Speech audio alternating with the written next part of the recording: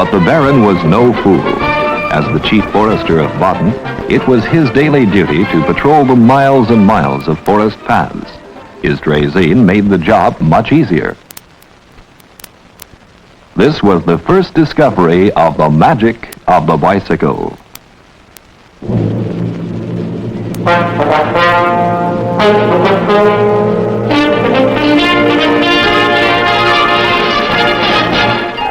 The Baron von Drace had made a great new discovery.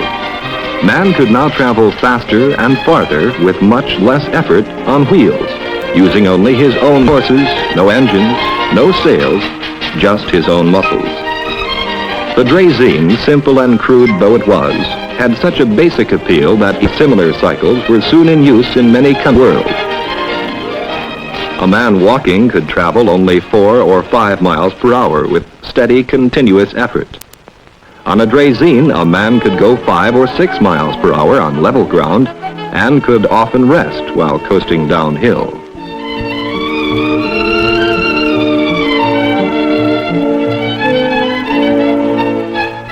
But of course the draisine itself was heavy and awkward to handle. So by about 1860, man's mind had extended the magic of the bicycle by adding pedals. Pierre Lallemand was given a patent in 1865 for this new form of bicycle called a velocipede. The pedals were attached directly onto the front wheel axle. This leverage created new speed and ease, and the magic of the bicycle flourished. There were no rubber tires yet, so iron bands were used around the wooden wheels. Little wonder then that velocipedes became known as bone shakers. Nonetheless, they were very popular throughout the 1860s.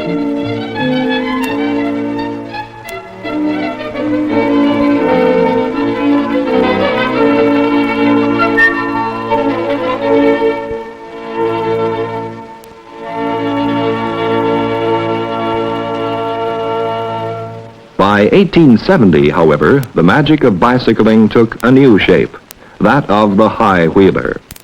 This new form was to become so universally accepted that it would soon become known as the ordinary, and it was one of the most popular bicycles of all time. There was a very specific and practical reason for the high wheeler's popularity: speed. Some very smart fellow had reasoned that on a velocipede, every time he turned the pedals one full revolution, his bicycle traveled forward exactly the circumference of the wheel to which the pedals were attached.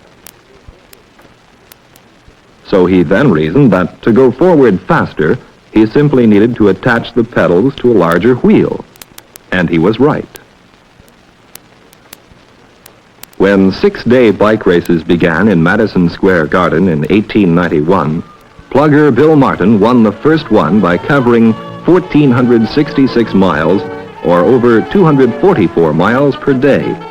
What an accomplishment in sustained speed. Little wonder then that the magic of the bicycle captured the fancy of mankind. Here was an opportunity for speed and mobility for the individual person that could not be matched in any other way.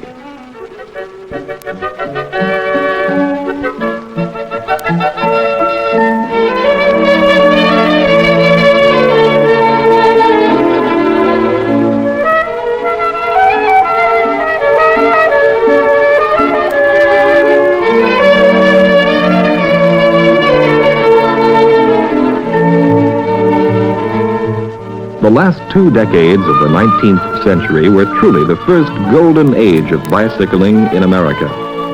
The magic of the bicycle excited man's imagination, and improvements began to come swiftly. High wheelers became higher still. The highest one ever known had a front wheel diameter of 7 feet. They became too high. They were hard to mount. It was hard to reach the pedals. They ran like the wind downhill or on level ground, but were hard to pump uphill. They were unsteady and were prone to spill easily and dangerously.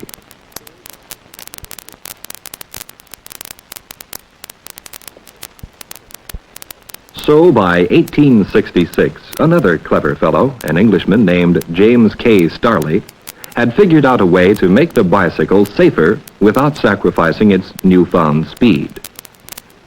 He made the wheels smaller and more nearly the same diameter.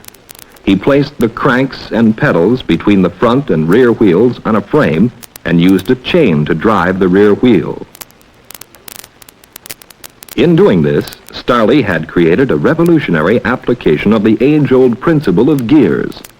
Rather than delivering the rider's muscle power directly from the pedal cranks to the front wheel axle, Starley's sprocket and chain drive delivered the muscle power to the rear wheel axle. What was the advantage in this? Watch. Because the front sprocket was large and the rear sprocket was small, one revolution of the pedals generated far more than one revolution of the rear wheel. Hence, speed with safety through the magic of the first bicycle sprocket and chain gear.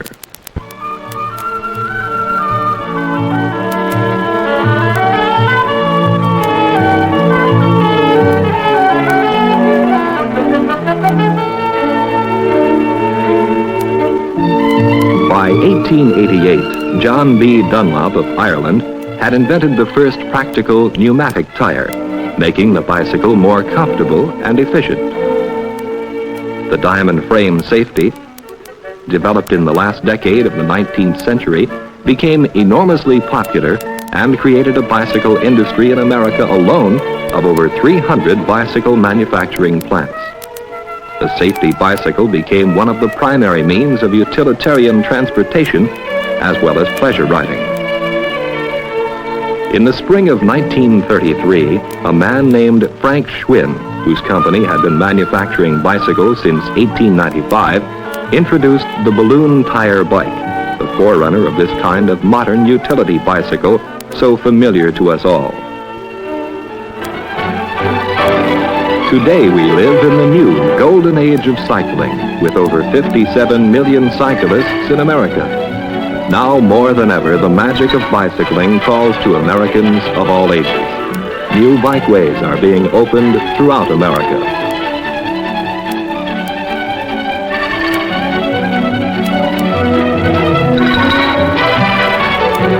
The bicycle is the partner in a youthful business, such as a newspaper route.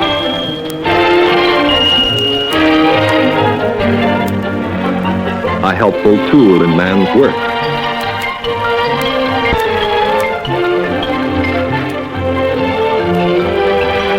A vehicle for romance and adventure.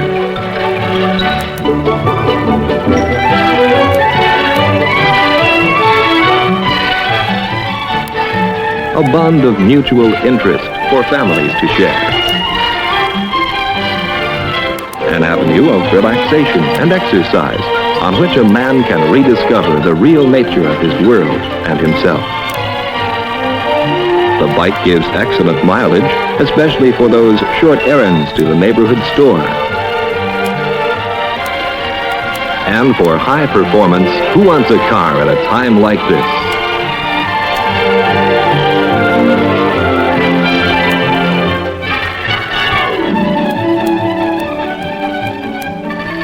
Or this, 40 or 50 miles an hour with nothing under you but 19 pounds of high-precision machinery on thin racing tires, pumped tight with 120 pounds of air. In this new golden age of bicycling, bike racing is once again becoming a popular American as well as Olympic sport. This National Bicycle Track Racing Championship caps off an annually increasing number of bicycle racing events throughout the country. East and west, north and south, there are more and more bike tracks being built, and where there are no tracks, more road races are being organized.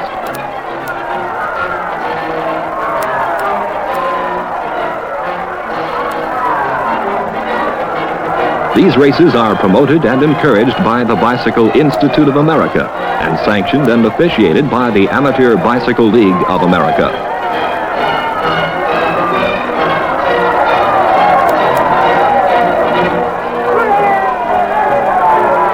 The The riders such as Charlie Hewitt and Gordon and Ed Rudolph, seen here, maintain their amateur status and compete to represent America in the Olympic Games.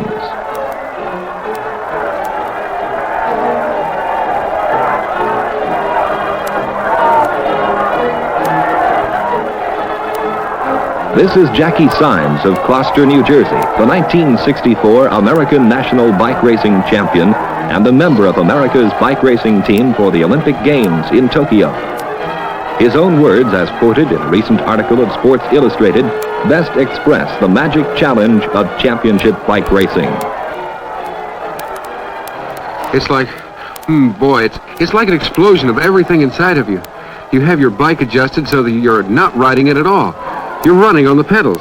The tension is building and building there inside of you. Then someone makes his move, the snap, and there's a big wild blur. The tires are going zoom, and they... Hello, Mr. Warren. Why, hi, Billy. Say, where did you get those racing bikes? These aren't racing bikes, Dave. Well, they've got those funny-looking handlebars and high seats. Isn't that uncomfortable? No, not at all. In fact, they're a lot more comfortable, especially if you're going to ride for any length of time, because you have better weight distribution. Look. See, Mr. Warren, Dad's weight isn't all resting on the saddle. His shoulders and arms share in the load, and leaning forward cuts down wind resistance, too. Besides, you have better control of the bike with drop bars, and you can use your arms like shock absorbers to smooth out rough spots in the road. You can vary your hand positions for greatest comfort, or for an especially hard uphill climb, or high speed, or for greatest overall control. Well, that looks all right at that.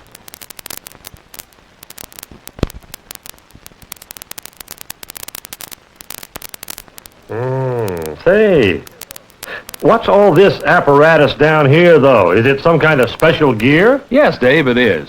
It's called a derailleur, and it gives you 10 different speeds.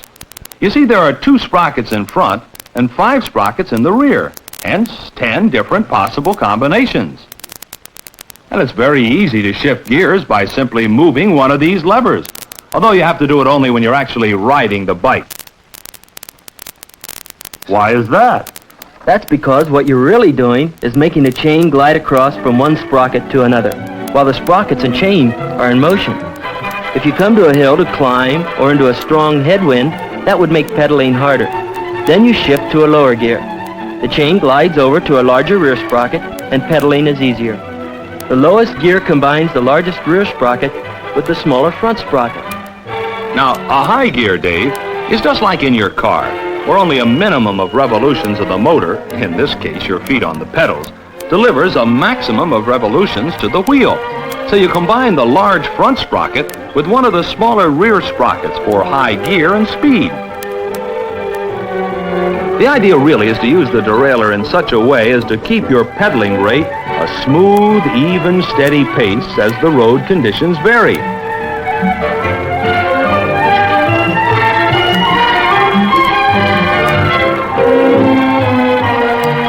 You gently fan the pedals, using your ankles as well as your leg muscles in a rhythmic teamwork. This way you can ride in ease and comfort for hours over all kinds of roads. You ought to try it, Dave. It's good exercise and a lot of fun. Yeah, it looks great at that. Well, let's be on our way, Billy. So long, Dave. Bye, Mr. Warren. See you later. That's a fine thing for a father and a son to share. And it sure beats raking leaves. Yes, it does beat raking leaves. And a father and son will discover that the bicycle is more than a remarkable machine. It is a new companion in adventure. Try it. It stands ready for you at all times to be called up in an instant to seek a new road, a street that perhaps you hadn't really seen since you were a child. Your new companion is the key to a form of relaxation and exercise that is fun, not tedium. Unlike other forms of exercise and recreation, cycling requires no special purpose. Here there is no hurry up and relax, no pressure. You can ride 5 minutes or 5 hours. You can go a mile or 2, or 50 and more, whatever your need, whatever your mood. You can rediscover your own neighborhood and your neighbors in the company of family or friends, or alone. You can rediscover the countryside, follow a long forgotten county road to the peace of a country stream or the rustling of a field of corn. If you choose, you can even join a hosteling group and regularly enjoy far-ranging tours to the great vistas of our land. Or you can enjoy the exciting contrasts of your own city with the hustle and bustle of its streets and the sheltering green of its parks.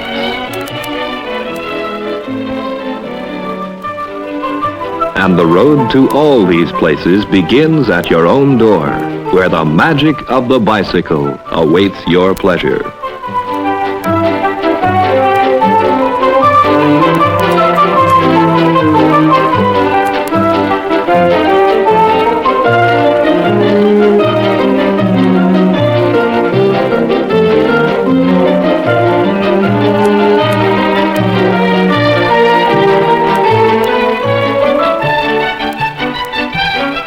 Pleasure cycling enjoys a long season, even in the more northerly areas. Here, just outside Boston and late in November, the eminent heart specialist, Dr. Paul Dudley White, enjoys a bicycle ride with a friend, Dr. David A. Field.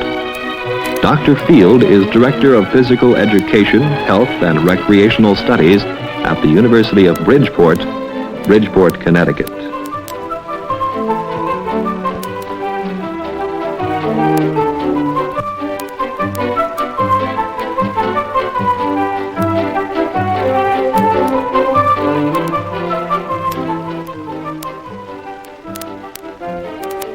Well, Dr. Field, that was a nice ride. Grand. As we take off our bicycle clips, you might like to know the history of the two pair. You have a silver pair there that was given to me as a Christmas present about 2 years ago by a young colleague of mine in our heart group. He's interested in the circulation as I am, and he believes in bicycle riding too. This pair was given to me in Baltimore at the time of the heart drive last year, and it says on the clip, Maryland Heart Fund Kickoff, 1963. So they also countenance the idea of exercise of this sort. And I put this next to my gold stethoscope that Eisenhower gave me last year at a dinner in New York as a sort of souvenir of my activity. You see the bicycling helping the heart. That's interesting. I wonder if you'd explain again, Dr. White, this relationship between cycling and health. Well, Dr. Field, it isn't simply for health reasons that I favor bicycling as an exercise. I think it's very good from the standpoint of pleasure and economy, but it must be done safely. And now to get at the health angle. There are 4 reasons I give for vigorous leg muscles, not simply the arm muscles. And the first is physiological.